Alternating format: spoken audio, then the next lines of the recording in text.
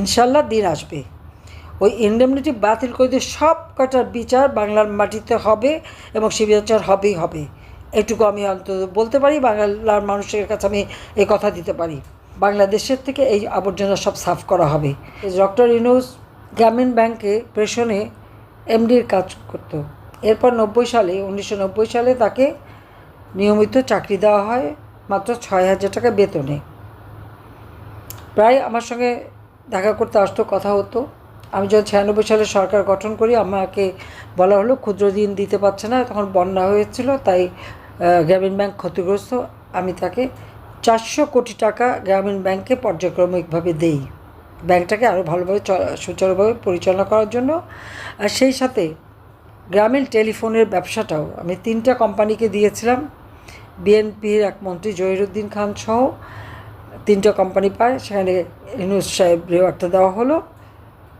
এটাই তার বোধহয় পয়সা বানানোর একটা বিরাট সুযোগ, কারণ গরিব মানুষের কোনো এর লাভবান হতে পারেনি, কিন্তু তিনি লাভবান হলেন খুব ব্যাপকভাবে এবং তার অ্যাম্বিশনটাও বেড়ে গেল। 2001 সালে বিএনপি এসেছে দুঃশাসন, সেই দুঃশাসনের ফলে যে এমার্জেন্সি ডিক্লেয়ার হয়েছিল এবং আমাকে যখন গ্রেপ্তার করা হলো, তখন ইউনূস আসলো দল করতে, রাজনৈতিক দল করবে এবং ইলেকশন করে ক্ষমতায় যাবে। তো এই দল করতে যেয়ে সম্পূর্ণভাবে সে ব্যর্থ হলো। তবে তার আগে একটা কথা বলে রাখি, আমাকে অ্যারেস্ট করার পর তখন রাষ্ট্রপতি ছিলেন বিএনপির মনোনীত বা নির্বাচিত ইয়াজউদ্দিন সাহেব। ইউনূস সাহেব ইয়াজউদ্দিন সাহেবকে যে ডক্টর ইউনূস বললেন আমাকে গ্রেপ্তার করেছে, সে খুব খুশি, বাহবা দিল এবং বলল যে আপনি A++ পাবেন। এবং তারপর ওনার দল করার চেষ্টা, এই দল করার চেষ্টায় ব্যর্থ হলেন, আর এই ব্যর্থ হয়ে ফেরত চলে গেলেন। কিন্তু তার আকাঙ্ক্ষা কিন্তু তখনও রয়ে গেছে, কীভাবে ক্ষমতা দখল করবেন। মুশকিল হচ্ছে যে ক্ষমতার লোভ, এই লোভের আগুন বা দেশ বিক্রির মুচলেখা দেওয়ার জন্য অনেকেই তৈরি থাকে। আজকে বাংলাদেশের মানুষের জীবনে সেটাই ঘটেছে। এই ইউনূস ক্ষমতায় আসার জন্য, ডক্টর ইউনূসের ক্ষমতার লোভের আগুনে আজকে সারা দেশ জ্বলছে। ডক্টর ইউনূস আজকে ক্ষমতা দখল করবার জন্য এহেন অপকর্মনাই না করেছে। সমস্ত জঙ্গি, সন্ত্রাসী, যুদ্ধাপরাধী তাদেরকে সে সাথে নিয়ে গেছে। এবার সেটা প্রমাণ আপনারা দেখেন, কারাগার থেকে সমস্ত জঙ্গিরা মুক্তি পেয়ে গেছে। আর যারা ছিনতাই, ডাকাতি এবং মানুষ খুন করছে প্রকাশ্য দিবালোকে, এমনকি পুলিশ যদি তাদের গ্রেপ্তারও করে, তার সাথে সাথে তারা ছাড়া পেয়ে যায়। আর কারাগার ভরে গেছে কাদের দিয়ে? অগণিত আওয়ামী লীগের নেতাকর্মী, মুক্তিযোদ্ধা এবং স্বাধীনতা সপক্ষ শক্তি যারা 14 দলের নেতা, সব তাদের দিয়েই কারাগার ভর্তি। কোনো অপরাধ নাই, একটার পর একটা মামলার তো কোনো সীমা পরিসীমা নাই।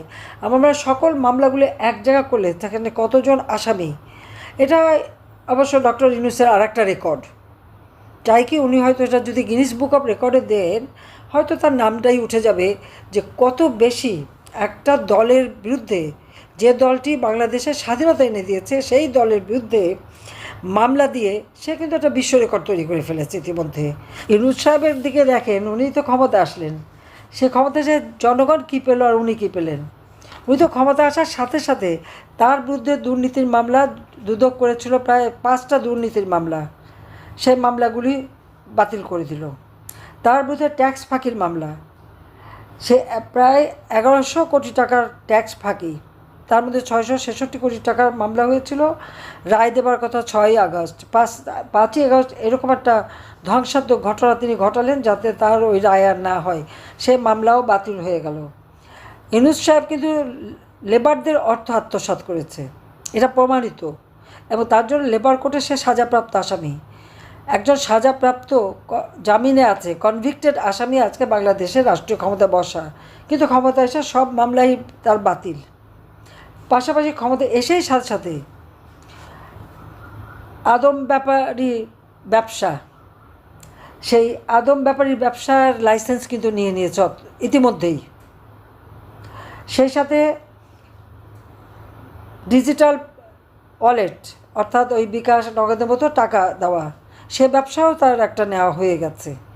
বিশ্ববিদ্যালয় প্রতিষ্ঠা করবে, তারপরে স্টারলিংকের বাণিজ্য করবে।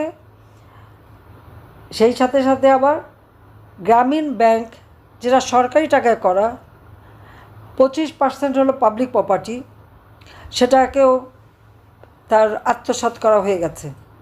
মাত্র 5%, বাকিটা সব ব্যক্তি খাতে নিয়ে নিয়েছে।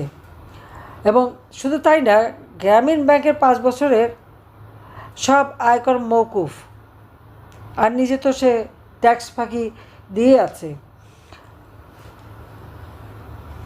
ইউনূসের পূর্বাচলে 4800 কাঠা জমি নৈসর্গ নামে রিসোর্ট তৈরি করা। একটা রুম কোনোটা 3000, কোনোটা 4000 টাকায় ভাড়া দেয়, এবং সেখানে মাঝে মাঝে সে নিজেই যায় চিত্ত বিনোদনের জন্য। পূর্বাচলে এই যে তার 800টি একর জমি, অর্থাৎ 4800 একর জমি সে নিল। কবে নিল, কীভাবে নিল, সেটা একটু খোঁজ করে সবাই বাইর করেন। উত্তরায় 5 একরের উপরে জমি। চট্টগ্রামে সরকারের কাছ থেকে 83 কাঠা জমি নিয়েছে। গুলশানে ফ্ল্যাট কিনল রোড নম্বর 84-তে 9 কোটি টাকা দিয়ে। এই এত টাকা সে কোথায় পেল? শ্রমিকের টাকা আত্মসাৎ, জনগণের টাকা আত্মসাৎ, এই সমস্ত আত্মসাৎ করে করেই কিন্তু তার এই অর্থনীতি। তার ভাই ব্রাদার সব, যেটা দিয়ে ক্ষুদ্র ঋণ দেবে ভূমিহীন মানুষের জন্য, সেই গ্রামীণ ব্যাংকের মোটা অঙ্কের ঋণ দিল সে তার বাপের কোম্পানিকে। এই বাপের কোম্পানিকে যে শেয়ার দিল, সেই প্যাকেজেস কোম্পানি, এখানে কিন্তু ইউনূসের পুরো গোষ্ঠী জড়িত। তার ভাই আব্দুল সালাম, ইব্রাহিম, মোহাম্মদ আয়ুব, মইনুল আনাম, ভাগ্নে ভাগ্নিরা, তাদেরও সম্পত্তি আছে। এমনকি মৃত বোন, তাদেরও ভাগ আছে। সব মিলে এই কোম্পানিকে মোটা অঙ্কের, এবং ইউনূস নিজেও এই কোম্পানির একজন মালিক, তার বাবাও মালিক। কাজে সেইখানে যে মোটা অঙ্কের ঋণ দিল, 12% সুদে ঋণ দিয়েছিল, কিন্তু যখন ঋণ মানে মওকুফ করে দেবে, আবার সেটাকে আবার সুদ কমালো। তারপরে ঋণ ও সুদ সবই মাপ হয়ে গেল। একে তো ক্ষুদ্র ঋণ ভূমিহীনদের জন্য দেওয়ার কথা, সেখান থেকে টাকা নিয়ে বাপের কোম্পানিকে দেওয়া, মানে নিজের কোম্পানিকে দেওয়া, পুত্রদাতা পিতা গ্রহিতা, সেই করে নিল। আর সে টাকাগুলি কিন্তু তারপরে মাপই করলো। ইউনূসকে কোনো দিন ডক্টর ইউনূস গ্রামের কোনো ক্ষুদ্র ঋণ গ্রহীতার ঋণ মাপ করেছে, সুদ মাপ করেছে? কোনো দিন করে নাই। কিন্তু তার বাপেরটা করে দিয়েছে, নিজেরটা করেছে, যত নিজের। সেভাবেই সে মানে একে একে কত জিনিস যে দখল করলো, তার কত হিসাব দেব। শুধু তাই না, তার যে ব্যাংকের টাকা রয়েছে বিভিন্ন ব্যাংকে, তার নিজের যে অর্থ, সেই অর্থের হিসাবও তো আমাদের কাছে আছে। 48টা কোম্পানি, প্রত্যেকটা কোম্পানির কাছে সরকার ট্যাক্স পায়। সে কিন্তু কোনো ট্যাক্স এই পর্যন্ত দেয়নি। সমস্ত ট্যাক্সগুলি না দিয়ে ফাঁকি দিয়ে যাচ্ছে একের পর এক। আর নিজের তো Standard Bank, South East Bank, Rupali Bank, 118 কোটি টাকা তার সেখানে। এটা 2023 সালের হিসাব। এই টাকা সে কোথায় পেয়েছে, কিভাবে পেয়েছে? তাছাড়া 2001 থেকে 11 হিসাবে 66 কোটি টাকা তার। এটা তো BFIUর তথ্য মতেই কিন্তু এইটা বেরিয়ে এসছে। অন্য একটা অ্যাকাউন্টে 77,37,69,000 টাকা। 2006 থেকে 8 সেই সময় তার অ্যাকাউন্টে 47,89,652 টাকায় কোথা থেকে এসছে। এছাড়াও তার ট্রাভেল ইন্টারন্যাশনাল লিমিটেড, এখানে 11,14,00,000 টাকা। তার অ্যাকাউন্ট নাম্বার কিন্তু আছে আমার কাছে, ব্রাঞ্চের নামও আছে। ওখানে আরেকটা ব্রাঞ্চেও তার 35,40,00,000 সেখানে প্রায় 2,52,00,000 টাকা, 352 কোটি টাকার মতন তার এই সমস্ত অ্যাকাউন্টগুলিতে জমা রয়ে গেছে। বিভিন্নভাবে বিভিন্ন ইসে এই টাকাগুলি তার রাখা, অ্যাকাউন্ট নাম্বার, মোট টাকার হিসাব সব কিছু কিন্তু আছে। 22-23 বছরে তার নিজের 3,53,43,000 টাকা ট্যাক্স ফাঁকি দিয়েছে। এখন প্রশ্ন হচ্ছে যে 666 কোটি টাকা ট্যাক্সের যেটা মামলা হলো, তাহলে একটা মানুষের কত টাকা সম্পত্তি থাকলে পরে এত টাকা ট্যাক্স হয়? আপনারা সবাই একটু ভেবে দেখেন। তাহলে দুর্নীতিবাজটা কে? বাংলাদেশটা আমার বাবা স্বাধীন করেছেন, তার জীবনটা দিয়ে গেছেন। এই বাংলাদেশের মানুষের ভাগ্য পরিবর্তন করা, তাদের জীবনমান উন্নত করা, সেটাই আমার একমাত্র লক্ষ্য ছিল, নিজের ভাগ্য করা না। আমি তো রাষ্ট্রপতির মেয়ে ছিলাম, প্রধানমন্ত্রীর মেয়ে ছিলাম, শপথ বানালে অনেক বানাতে পারতাম। আমি নিজে পাঁচবার প্রধানমন্ত্রী, কই নিজের জন্য কিছু বানানোর কথা চিন্তাই তো করতে পারিনি। তারপরে আজকে একবার পদ্মা সেতুর টাকা বন্ধ করলো কি একটা এমডি পদের জন্য, একটা এমডির পদ, 6,000 টাকা বেতনের চাকরি যেখানে পেয়েছে, তারপরে হাজার হাজার কোটি টাকা বানিয়েছে। এখন না বুঝতে পারি কেন সে লালায়িত ছিল ওই এমডি পদে। আর সেইখানে পদ্মা সেতু বন্ধ করে দিল টাকা হিলারি ক্লিন্টনকে বলে। চ্যালেঞ্জ দিয়েছিলাম, নিজের টাকা পদ্মা সেতু করে দেখিয়ে দিলাম। 7ই মার্চের ভাষণে জাতিপিতা যে কথা বলেছেন, কেউ দাবায় রাখতে পারবে না, কেউ দাবায় রাখতে পারেনি। ওখানেই ওগুলো বোধ হয় তার সবথেকে মানে রাগের ব্যাপার, যে চ্যালেঞ্জ দিয়ে বানালাম। সেই জন্যই তো আপনারা দেখেন যে কটা স্থাপনা করেছে সবগুলিতে আগুন দিয়েছে, ভেঙেছে। সে বিটিভি থেকে নিয়ে শুরু করে একে একে, এমনকি জাপান থেকে আধুনিক ময়লা ফেলার যে ট্রাকগুলি নিয়ে আসলাম সেগুলিও আগুন দিয়ে পোড়ালো। এতই জিঘাংসা তার।